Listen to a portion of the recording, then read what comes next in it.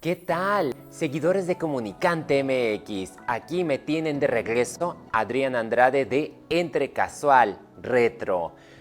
En vivo y qué emoción tenerlos aquí acompañándome para las siguientes 3 películas que sin duda dejaron su huella en los años 80.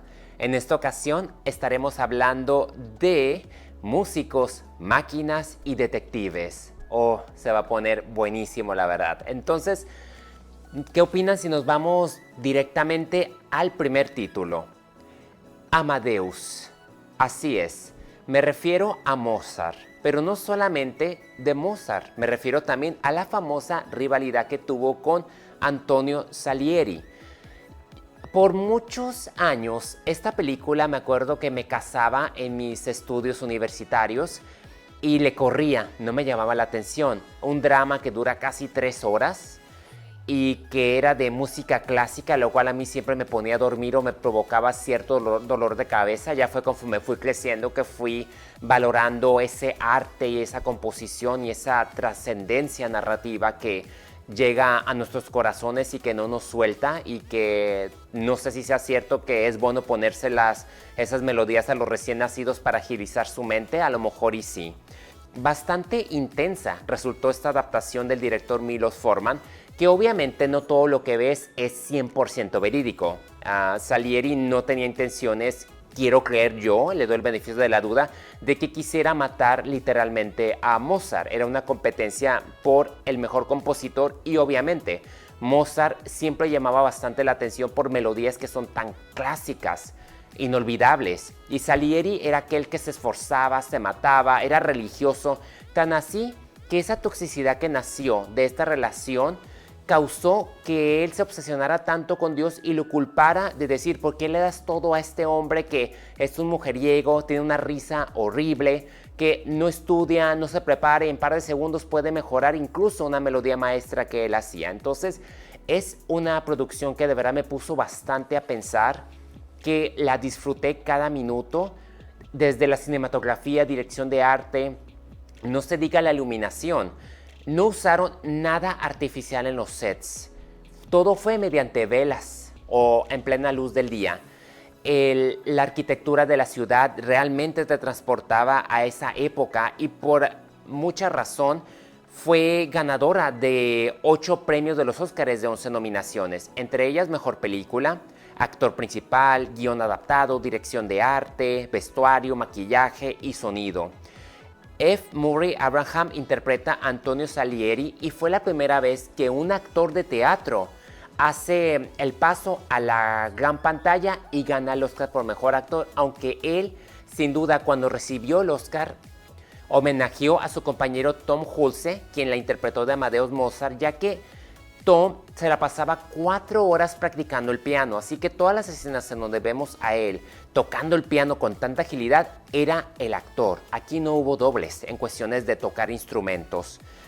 También cabe señalar que para el papel de Mozart, Mark Hamill le pidió a gritos al director que lo contratara, pero debido a que Hamill era reconocido como Luke Skywalker de la saga de Star Wars, le fue muy difícil sacarlo de ese papel. Mel Gibson y Tim Curry rechazaron este papel, mientras que Kenneth Branagh creyó haberlo ganado y no. Al final de cuentas, se le llevó bien merecido Tom Cruise. También fue filmada en Praga y se usó la música de Mozart y Salieri. Con un presupuesto de 18 millones, logró cubrirlo al menos con 52 millones. Entonces entiendo que no es una película fácil de ver, pero si tienen la oportunidad, la verdad que es una joya histórica que no debería pasar desapercibida. Nos cambiamos de género a uno que seguramente algunos lo van a reconocer. Hasta la fecha hemos tenido incontables adaptaciones, secuelas, spin-off. Es una jugadera de tiempo, lamentablemente, pero no hay nada como James Cameron para debutar y en alto, en donde se jugó la vida, aunque siempre se la está jugando por tomar en cuenta Avatar, Titanic. Yo creo que es algo notorio de él. Y con ello me refiero al Exterminador, la versión de 1984. Recuerdo bien que de niño casi no me gustaba esta primera entrega. Me gustaba la 2 por los efectos especiales.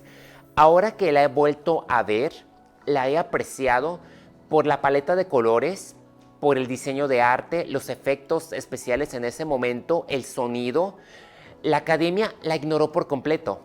No sé por qué. Al rato lo sabremos. Entonces, no fue tan taquillera, aún así con 78 millones de dólares recaudados pudo cubrir el presupuesto de 6.5 millones. Principalmente habían sido 4 millones. La película donde debutó también Arnold Schwarzenegger a la cima, teniendo nomás 17 líneas. Un actor que habla menos de 100, ¿cómo se dice? De 100 diálogos, o sea, 100 palabras. No habla más de 100 palabras, menos, imagínense, pero tuvo una presencia.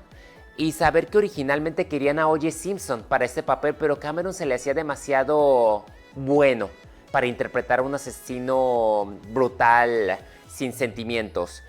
Cameron lo eligió a Schwarzenegger porque Schwarzenegger fue a la audición para el papel de Kyle Reese, pero fue tanta la conversación en referente a cómo debería moverse, articular los gestos el exterminador T-800, que Cameron dijo, no hay nadie como Arnold Schwarzenegger. Schwarzenegger comentó que lo más difícil para él fue decir la famosa línea de I'll be back porque le costaba trabajo pronunciar las palabras. Por más que quiso cambiarlas por sinónimos, Cameron lo obligó y al final fue lo mejor para todos porque la línea sigue siendo totalmente épica. Previo a ello, Mel Gibson y Sylvester Stallone eran los favoritos para interpretar este papel, pero Arnold se lo llevó y con mucha razón. En esta película se decía que iba a aparecer un segundo exterminador que viaja del futuro y era el T-1000, ese líquido, pero los efectos especiales todavía estaban a 8 años de alcanzar lo que se necesitaban para ese tiempo. Varios actores de hecho de esta película brincaron a Aliens, la secuela que se hizo cargo James Cameron de seguir las riendas a Ridley Scott sin pedirle permiso, que fue lo que se supo después, como Lance Henriksen, Bill Paxton, Michael Biehn. Entonces, muy interesante tenerlos a todos. Linda Hamilton quedó perfecta como Sarah Connor, poniendo a las mujeres en otro nivel como heroínas. Siguiendo lo que Sigourney Weaver había hecho con Ellen Ripley en Alien, pues Linda Hamilton le continuó con las del Exterminador. Y un dato curioso es que una semana antes de iniciar a filmar ese papel se torció el tobillo, por lo que tuvo que filmar la película vendada y con dolor, ayudándole así a formar esa fortaleza y ese gesto incómodo en la que solemos verla en casi las 2 horas que dura esta producción. Otro dato interesante es que James Cameron vendió los derechos del Exterminador por $1 a la productora Gale Anne Hurd solamente por la condición de que lo dejara dirigirla. Entonces, así fue, ya que Cameron se les estaba viendo tan duras y el Exterminador fue lo que le salvó la vida a él, tal como sucedió con Sam Worthington en Avatar. Ambos vivían en sus carros y gracias a estas ideas o a estas oportunidades pudieron salir adelante. Cameron confesó que la idea de escribir sobre la inteligencia artificial que se apodera de la humanidad, que quiere destruirla y al ver que no puede destruirla, decide aprovechar el viaje en el tiempo para tratar de matar a la mamá del líder. Entonces dice que todo sucedió en Roma, en una noche que tuvo fiebre, soñó con una máquina que salía entre el fuego, una de las escenas que aparecen de hecho en la primera del Exterminador.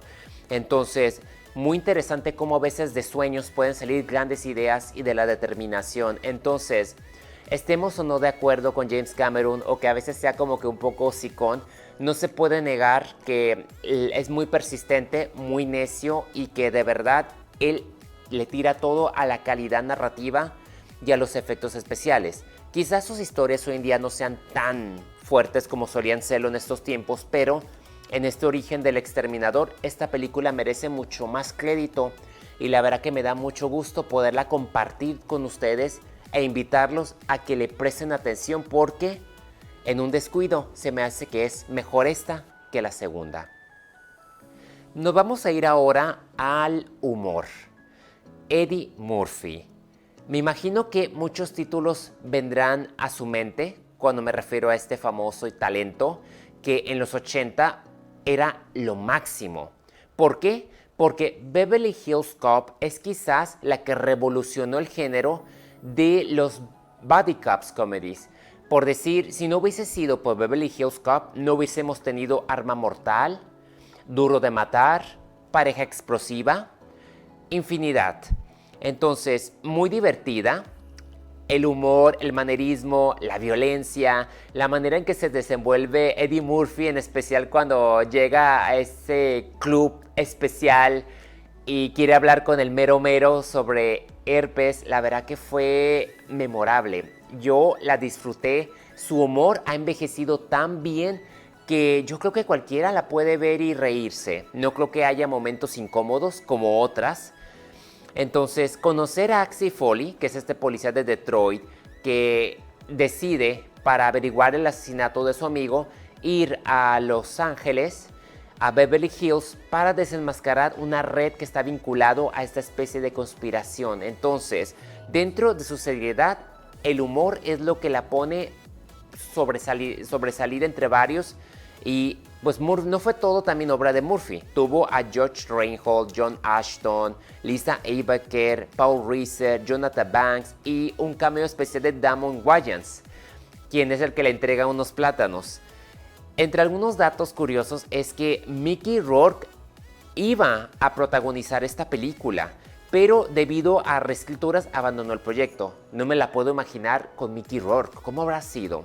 Segundo, Stallone entró a la producción y cambió el guión, tan así que le quitó todo el humor y la volvió tan seria. Se dice que Cobra está inspirada en el libreto que no terminaron usando Simpson y Jerry Bruckheimer porque 2 semanas antes de iniciar a filmar esta película, Stallone la abandonó y se fue, se perdió. Entonces, Jerry Bruckheimer se apoyó en Eddie Murphy pagándole $4 millones, lo cual era bastante cantidad en ese tiempo.